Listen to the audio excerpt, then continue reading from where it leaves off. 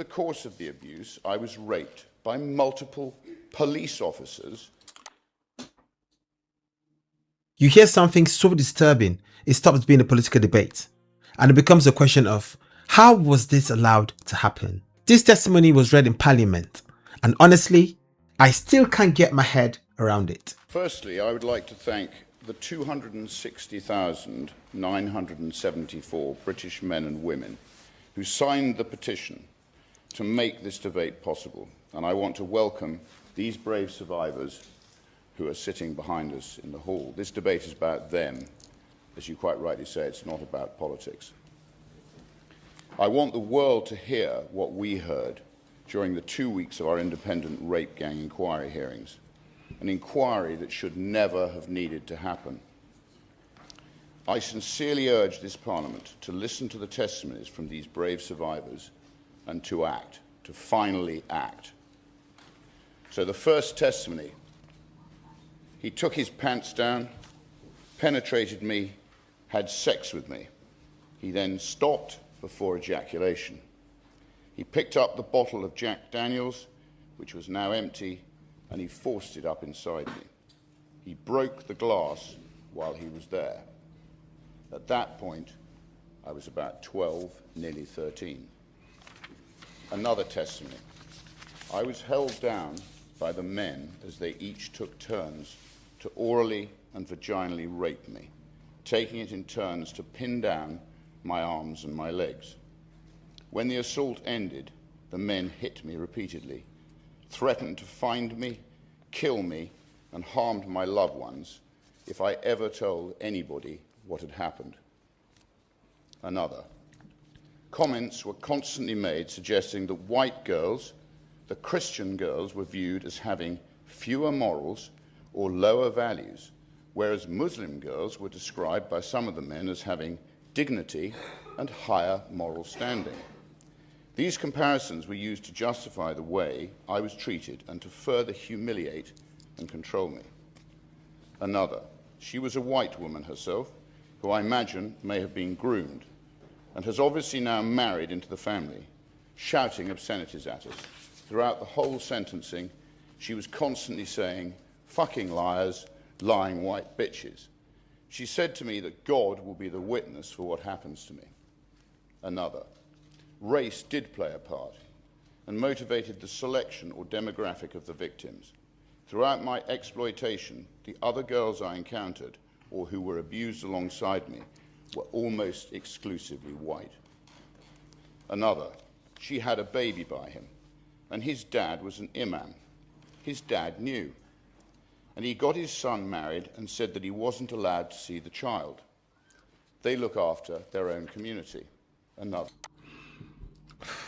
Wow. Okay.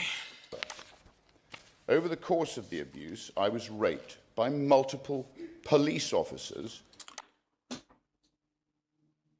I didn't just hear that. I didn't just hear that. Another: over the course of the abuse, I was raped by multiple police officers in different parts of the country. Another: he put a cigarette out on the baby's face. Another: it started when I was 13. I was raped by probably about 600 or 700 different men over 3 years. Another: they would toot the horn of the car, and then a child would be taken to the front door by a staff member of the children's home. Another: I was bleeding from both my vagina and my back passage and was so swollen I could not sit down. I told hospital staff my drink had been spiked and I did not know what had happened because I was too afraid to tell the truth. They did not ask any questions. They gave me tablets and discharged me. I was 15 years old. They didn't ask any questions. They didn't even care at all. Another: things would escalate around Eid and holidays. Parties got bigger, got worse, got more violent. More people involved, more girls involved. The parties were just bigger. Another: the main clash that I kind of had with the religion side of it was I grew up as a Christian. I would wear my cross because it was something really special to me. It was just used as a way to break me down. They said, "Where is your God now? Has your God forsaken you?" Another, "It was all of the white girls in every home that I went to. I remember a man opening the back of a van and I saw 15, 20 girls locked in dog cages." Another, "Dogs were brought in and I couldn't move at all. I had nowhere to move. I think that was the scariest thing, was not having any concept of it. There were men around me, not horrified, not disgusted, not helping, but filming and laughing, making bets on whether the dog could actually rape me or not. And yes, I was raped by a dog. The man just held my face, stared me down straight in the eyes, and he wanted to see me break, and he did." Another,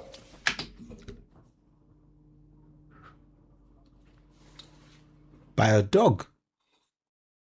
"I just want it to stop and not happen to any other children, and for people to actually act, to do something and stop being so scared." I could continue for hours and hours. All of us in this building have a responsibility to finally act. Not to talk, but to act. Our Rape Gang Inquiry report will be released in the coming days. It will change Britain for good. Thank you. How was this allowed to happen? Actually, you know what?